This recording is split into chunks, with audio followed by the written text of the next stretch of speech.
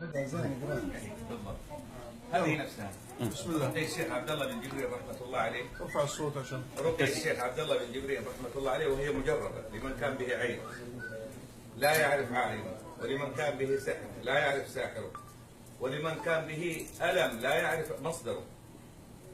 يأخذ ماء طاهر يصلح للشرب ويصلح للاغتسال بعد صلاة الفجر وبعد صلاة الظهر وبعد صلاة المغرب 3 أيام متوالية، يعني 9 مرات يعمل هذه الرقية.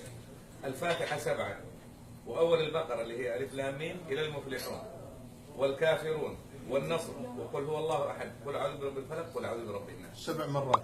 7 7 7 يقرأها وينفث في هذا الماء، ثم يشرب منه ويغتسل بعد الفجر وبعد الظهر وبعد المغرب 3 أيام متوالية. والله جربت ويزول بأمر الله كل ما ولا يحتاج يروح لا لراقي ولا يحتاج يروح لأحد.